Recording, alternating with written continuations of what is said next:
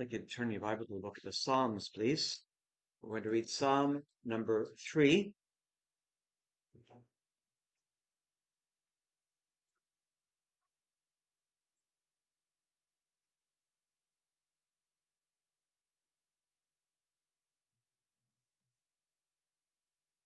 This isn't the Believer's Hymn Book or the New Believer's Hymn Book, but it is the Hebrew Hymn Book. And it's a Psalm of David. It's always good to read the titles, especially in this occasion where it says the Psalm of David when he fled from Absalom, his son. And I think that if you look at Psalm 3 and Psalm 4 together, they actually do go together. Psalm 3 is what David writes as he wakes up in the morning and realizes that he is still alive, fleeing from Absalom, and Absalom has not found him overnight, so he's happy about that, and he writes this psalm.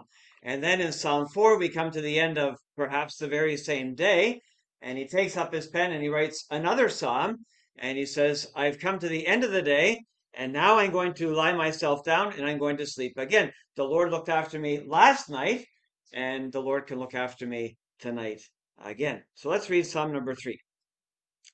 A psalm of David when he fled from Absalom his son. Lord, how are they increased that trouble me? Many are they that rise up against me. Many there be which say of my soul, there is no help for him in God. Selah.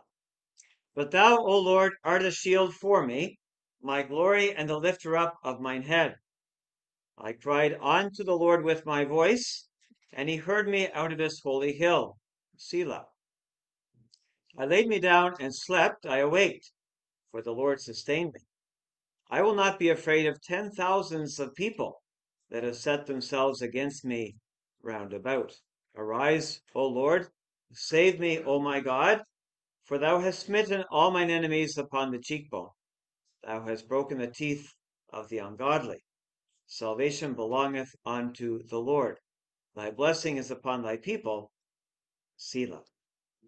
Now, I don't know whether you have read any books by a man named Dale Ralph Davis or not. He's written some good books on the book of the Psalms, and he says these words: we need the Psalms because we need to know the range and pattern of believing experience.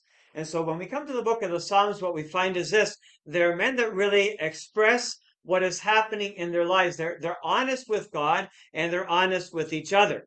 So here we have David in very difficult circumstances, and he has this son whom he loves dearly, who, as we know, eventually dies, even at this particular time. He loves him dearly, and yet this son has raised himself up against him. He's placed himself at the door of the palace, and people are coming to him, and they are expressing their thoughts to him and their concerns, and he's won the heart of the people. And so now David has taken up some of his loved ones and some of his friends, and he is fleeing from his own son. So when it says here in the beginning of the psalm, how are they increased? Really, it is how many are there that are against me. And then later in the psalm, he tells us how many these are, because he speaks about 10,000s of people. So this was a tremendous rebellion. And there were those that were opposed to God's chosen one, to David the king. Perhaps I'm thinking about this today because some of you maybe got up really early this morning and were watching some of the coronation. I stayed away from it because I thought if I start, I might not stop. But some of you perhaps have seen a bit of the coronation. So here we have David really deposed as the king, and he's fleeing, and he writes what is in his heart the next morning. So let's look at this in a couple of ways. One is the fact that you and I sometimes might find ourselves in similar circumstances, not exactly the same, but sometimes there might be somebody that actually rises up against you. Sometimes you might have these same words upon your heart. How many are there that rise up against me? Many there be which say of my soul, and they attack you. That can happen even today, even amongst believers, sad to say. So here we have again, Dale Ralph Davis's words. It's good to know the Psalms because they express what is human experience. They express what happens even today. So if you have conflict and trouble in your life, it's not a new thing. We find conflict in Psalm number 1. We find conflict again in Psalm number 2. And now we find family conflict in Psalm number 3. So I would divide this psalm very easily into three because we have the word Selah three times. So at the end of verse number 2, it says, there is no help for him in God. So we have the attack of the adversaries, verses 1 and 2. And then verses 3 and 4, we find David expressing the fact that he has found his help from the hill.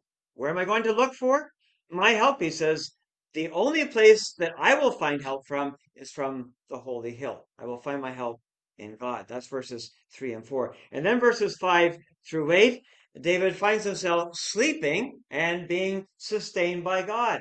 And you and I, we can go through that very same experience. In the midst of our turmoil, in the midst of the conflict, in the midst of the difficulty, we can take up these words of David and say, I too can lie myself down and sleep because it is the Lord himself who sustained me. So with the attack of the adversaries, the help from the hill, and then we find David sleeping and sustained. Now, you can ask yourself the question, how is it that Absalom became an adversary of his father? How is it that this conflict came into their lives? And as you examine the life of David, you will see some events that happened that perhaps were his own doing, his own fault, shall we say. And then there are other times when that is not the case. And then there is, shall we say, a combination of those two. So here when we think about Absalom and the difficulty that there is between Absalom and his father David, in part perhaps it has to do with what David had done in the past, but really that doesn't explain the whole thing. And that can be sometimes the case in our lives as well. Sometimes our difficulties have to do with what we bring upon ourselves. And there are other times when it has nothing to do whatsoever with anything we have possibly done or said. But sometimes it's a combination of both. But here we have this in the midst of this trial. David understands that perhaps there are difficulties in the past, but here I am. I am where I am, and he expresses the content of his heart. So look at how the psalm starts. He speaks about many. Three times we find the word really in the Hebrew language. Verse number 1, it says, Lord, how are they increased? He says, many are those that trouble me. Many.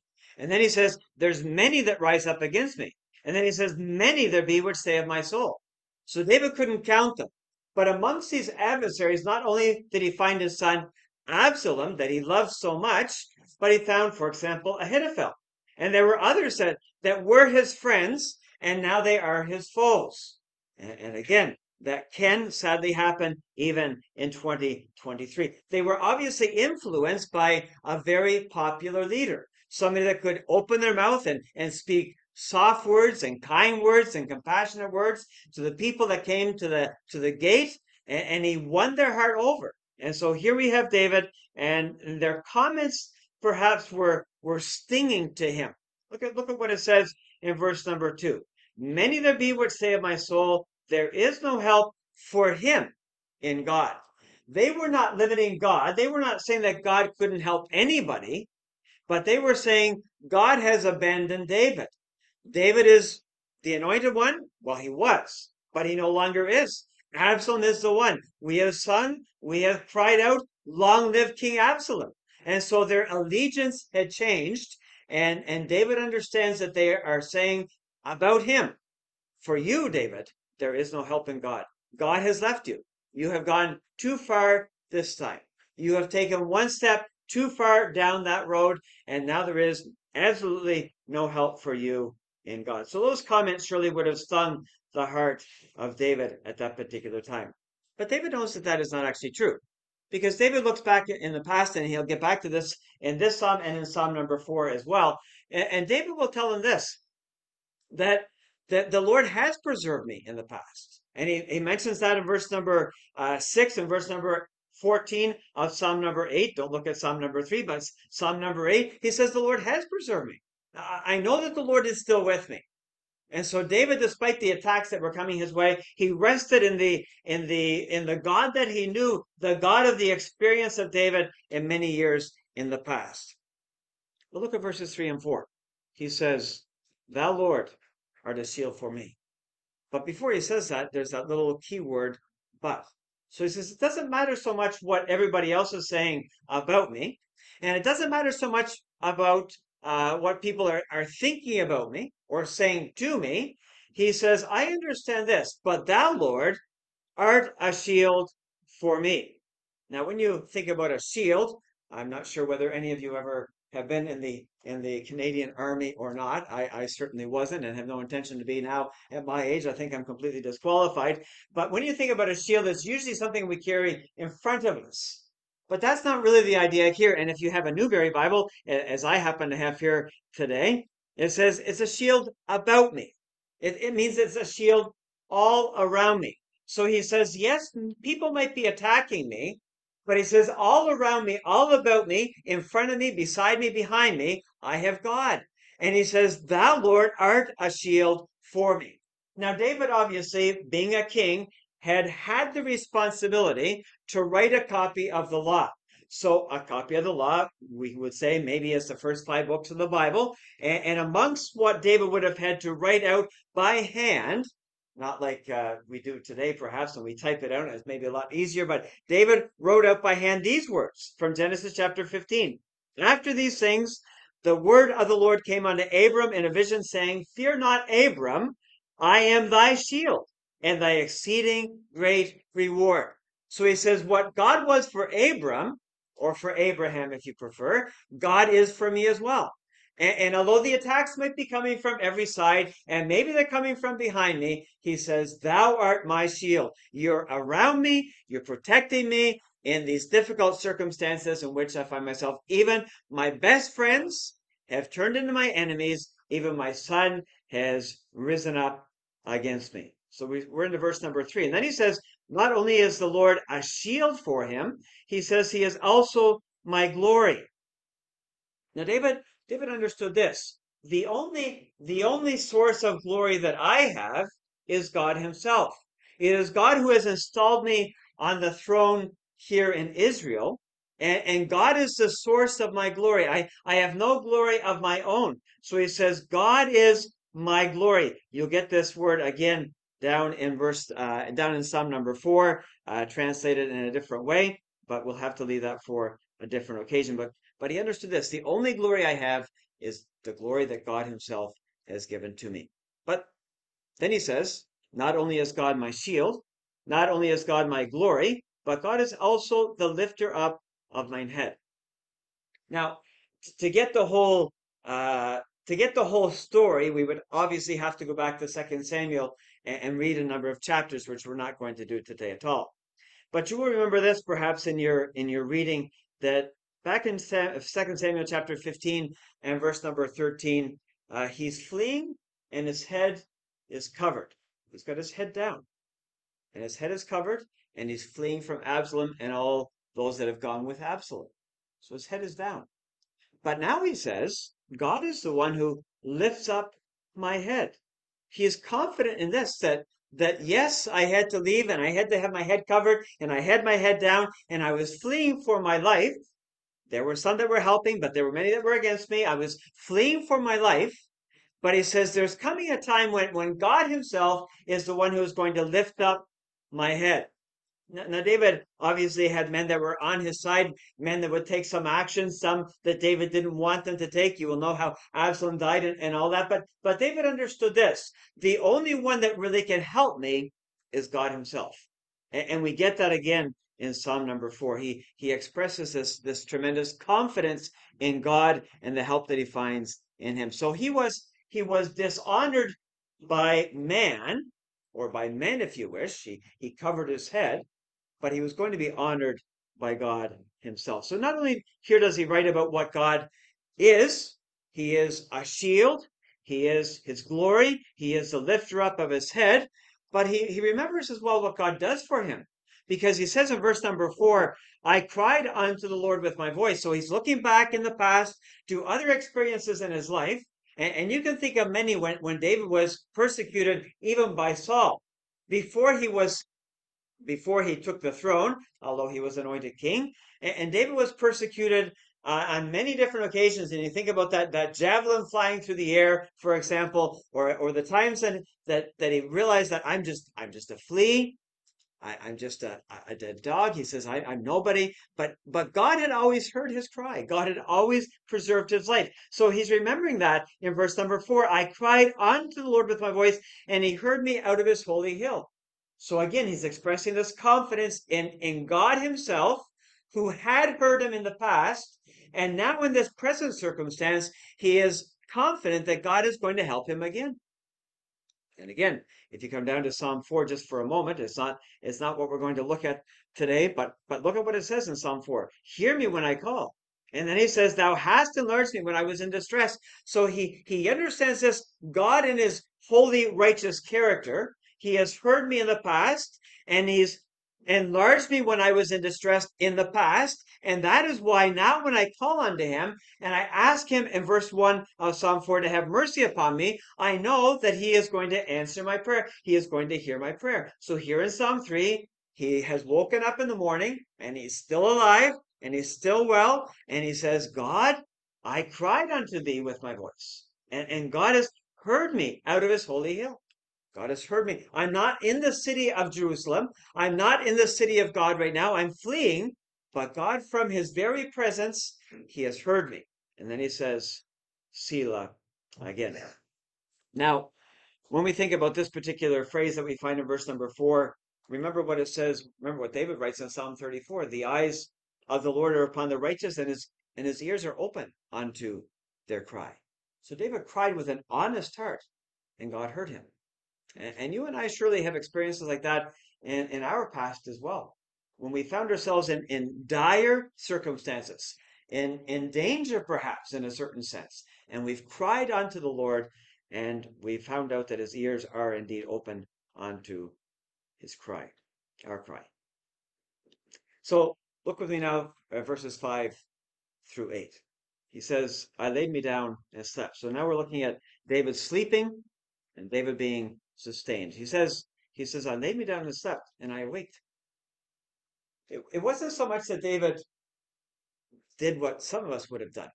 If you can imagine a number of soldiers that are after you, and they may have some idea where you are. Now, they didn't use GPS, and they didn't have radar and night vision goggles and all that type of thing back then at all, but surely they had some idea where he was. And they're looking for him. And David wakes up in the morning. He says, I awake because the Lord sustained me. He looked after me. He's writing in past tense. He says, there were all these that were against me. There were 10,000 that were against me, but he says, the Lord himself sustained me. So this is again, the confidence, the trust that he has. And he says, it is only God that could do this. It wasn't the fact that David went to sleep and he kept one eye open, wondering if he could actually sleep with one eye open. I'm not quite sure, but if he could sleep with one eye open and wonder, is somebody actually after me? Or set your alarm for every 10 minutes to make sure there's nobody creeping around the perimeter there to see if they're coming to take you away. That's not the way David slept. It says, I slept. Look at Psalm 4. Now it's the evening psalm, and he says in verse number 8, I will both lay me down in peace and sleep, for thou, Lord, only makest me dwell in safety. He says, this is what happened last night, and this is what I expect to happen again tonight. So you and I, let's just change that for a moment. I'm not sure about you. There's some of you that are too young to know what insomnia perhaps is, but some of us do know what insomnia is, and we struggle with that. Maybe it's not because we're fearful, but sometimes in the middle of the night, if you wake up, that's when fears begin to come into your mind, isn't it? When you start to wonder about the future, and you start to wonder about the finances, maybe, and you start to wonder about the family, and all these things come into your mind in the middle of the night. And David says that didn't actually concern me at all. Soldiers on the opposite side looking for him, and he's sound asleep. Sound asleep. And he says in Psalm 4, this is what I'm going to do again. You and I go to bed, perhaps, and maybe it's because of too much caffeine, or maybe it's just because of worries that are on the heart. And we look up at the ceiling and we see the ceiling fan going. I'm glad it's not going now. I'm finding it rather chilly myself. Ever since I moved from Mexico, I think I'm cold. But there was no ceiling fan for David to look at to see how many times it went around in a minute or anything like that. He wasn't counting sheep. Okay. He just went to sleep. And that's a good example for you and for me, and for me at least, that he could lay himself down and sleep in safety, in peace. So he says here, back to Psalm number 3, he says, this is what happened. I lay down and I slept. I didn't lay down and suffer from insomnia, but I slept. And he says it was the Lord who sustained me. Let's move on to the next verse, where he says this. In verse number 6, I will not be afraid of 10,000s of people that have set themselves around about me. They're all out against me. And now here it is in the morning, and they're going to be after me again because they didn't have night goggles, so they had to take a rest as well. But now here they are, and they're going to be looking for me. And he says, I'm not going to be afraid. I'm not going to be afraid because it is the Lord who is looking after me. And then he has this cry again in verse number 7.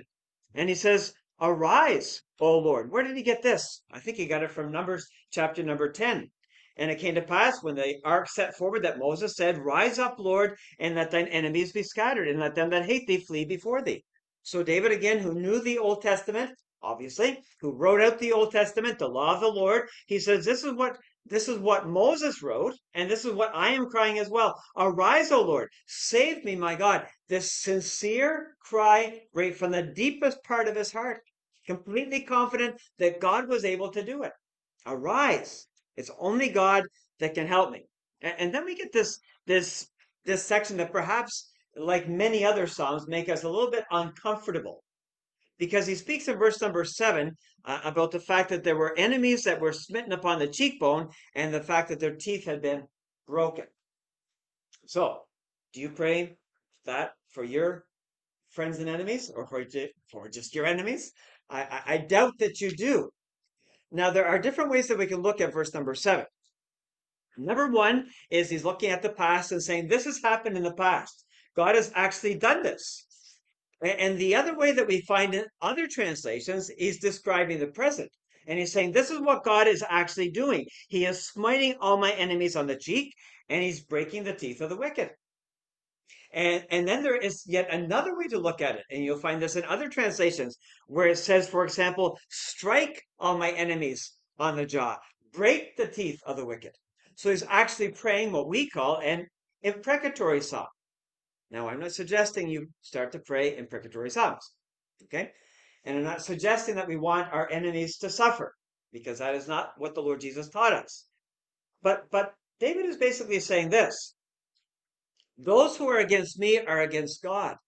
And when you're against God, there are consequences. And that is a truth that is still valid in New Testament times. People that are against God will eventually suffer consequences.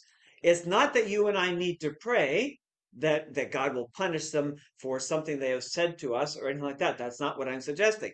But what I am suggesting is the fact that there are consequences for those that are against God. So he's saying this: I can trust in God. God is the one who's going to do all of this. He is the one who is going to look after my enemies. He is the one who is going to save me, because verse number 8, he finishes as I will finish, and he says, salvation belongeth unto the Lord.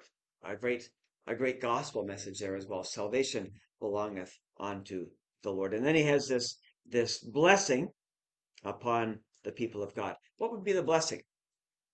The blessing I think that David has in mind, especially here, and keeping within the context of Psalm number 3, is this: what a blessing it would be to have David back on the throne, to have Absalom deposed. Absalom was not a man after God's own heart. David was a man after God's own heart.